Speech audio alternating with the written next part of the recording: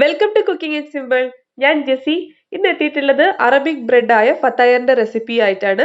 ഏതൊരു ഫില്ലിംഗ് ഉപയോഗിച്ചിട്ടും വളരെ എളുപ്പത്തിൽ ഉണ്ടാക്കിയെടുക്കാൻ പറ്റുന്ന ഒരു ബ്രെഡാണിത്. ഇത് നിങ്ങൾക്ക് ബ്രേക്ക്ഫാസ്റ്റ് ആയിട്ടോ സ്നാക്ക് ആയിട്ടോ ഒക്കെ കഴിക്കാവുന്നതാണ്. നല്ല ടേസ്റ്റുമാണ്. അപ്പൊ ഈ ഒരു ബ്രെഡ് എങ്ങനെ ചെയ്യുന്നത് നമുക്ക് നോക്കാം. അര ടീസ്പൂൺ ഈസ്റ്റ് എടുത്തിട്ടുണ്ട്. ഇൻസ്റ്റൻറ്റ് ഈസ്റ്റോ ഏത് ഈസ്റ്റ് വേണമെങ്കിൽ ഉപയോഗിക്കാം. അതിലേക്ക് അര ടേബിൾ സ്പൂണ് പഞ്ചസാര ചേർക്കുന്നുണ്ട്. അതുപോലെ തന്നെ 1/4 കപ്പ് ഇളം ചൂടുള്ള വെള്ളം. ഒരുപാട് ചൂടുണ്ടാവരുത്. ഇത് നന്നായിട്ടൊന്ന് ഇളക്കിയിട്ട് നമുക്കൊരു 10 മിനിറ്റ് അടച്ച് വയ്ക്കാം. ഈസ്റ്റൊക്കെ നന്നായിട്ട് പുളിച്ചിട്ട് പൊങ്ങി വരട്ടെ. ശരിക്കും പറഞ്ഞാൽ പൊടി പോലെ വരുന്ന ഈ ഒരു ഈസ്റ്റ് നിങ്ങൾക്ക് ഡയറക്റ്റായിട്ട് ഫ്ലോറിലേക്ക് തന്നെ ആഡ് ചെയ്യാം.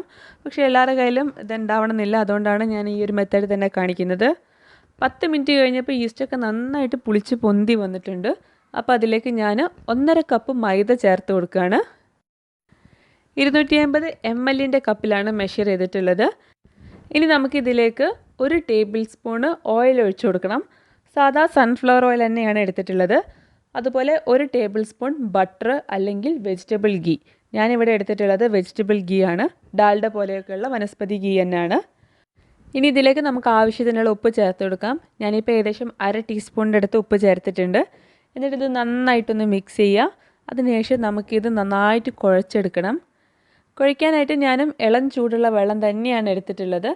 വെള്ളം കുറേശ്ശെയായിട്ട് ചേർത്തിട്ട് വേണം കുഴയ്ക്കാനായിട്ട്. ആദ്യം നമ്മൾ ഒരു 1/4 കപ്പ് വെള്ളത്തിലാണ് ഈസ്റ്റ് കുതിരാൻ വേണ്ടിയിട്ട് വെച്ചിട്ടുണ്ടായിരുന്നത്. അത് കഴിഞ്ഞിട്ട് ഞാൻ വീണ്ടും ഒരു 1/4 കപ്പ് വെള്ളം എടുത്തിട്ടുണ്ട്. പ്ലസ് 1 ടേബിൾ സ്പൂണ് എക്സ്ട്രാ എടുത്തിട്ടുണ്ട്. അപ്പോൾ ഓരോരുത്തർ എടുക്കുന്ന മാവിൻ്റെ ഡിഫറൻസിനനുസരിച്ച് വെള്ളത്തിൻ്റെ അളവിലും ഡിഫറൻസ് വരും. ഏകദേശം പറയുകയാണെന്നുണ്ടെങ്കിൽ 1/2 കപ്പും 1 ടേബിൾ സ്പൂണാണ് ഞാൻ എടുത്തിട്ടുള്ളത്.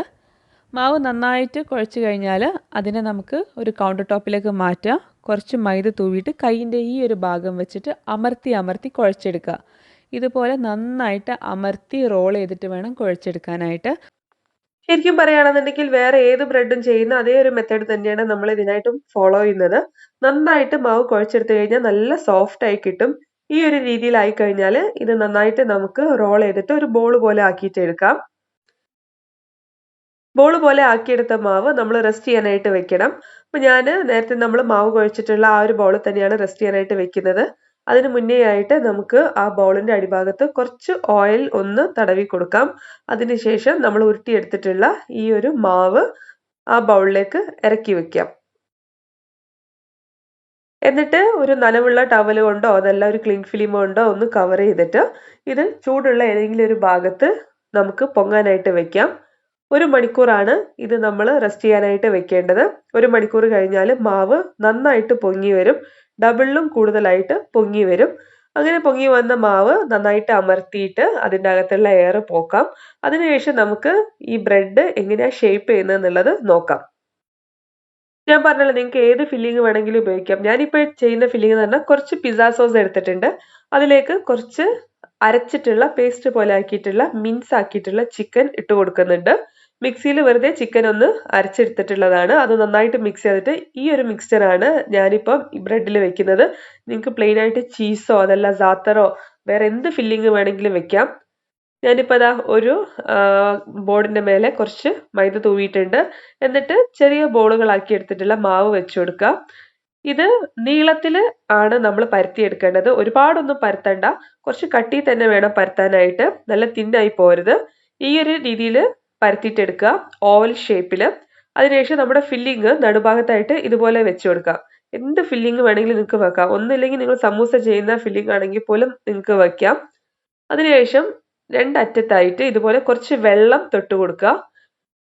എന്നിട്ട് പിഞ്ച് ചെയ്യുന്ന രീതിയിൽ, അതായത് നുള്ളി എടുക്കുന്ന രീതിയിൽ വലിച്ചിട്ട് ഇതുപോലെ പിഞ്ചാക്കിയിട്ട് എടുക്കുക.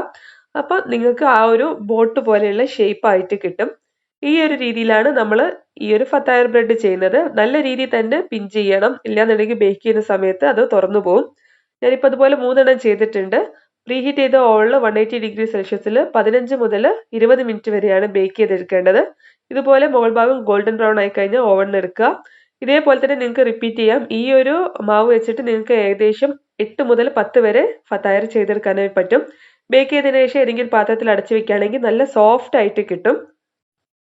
ഓവൺ ഇല്ലാത്തവർക്ക് അടുപ്പത്ത് നമ്മൾ കേക്കൊക്കെ ബേക്ക് ചെയ്യുന്ന രീതിയിൽ തന്നെ ഇതും ചെയ്തെടുക്കാൻ പറ്റുന്നതാണ്. വീഡിയോ ഇഷ്ടപ്പെട്ടു കഴിഞ്ഞാൽ തീർച്ചയായിട്ടും സബ്സ്ക്രൈബ് ചെയ്യുക. ഈ റെസിപ്പി ട്രൈ ചെയ്ത് നോക്കുക. ഫീഡ്ബാക്ക് അറിയിക്കുക. തീർച്ചയായിട്ടും ഇഷ്ടമാവും. Thank you for watching.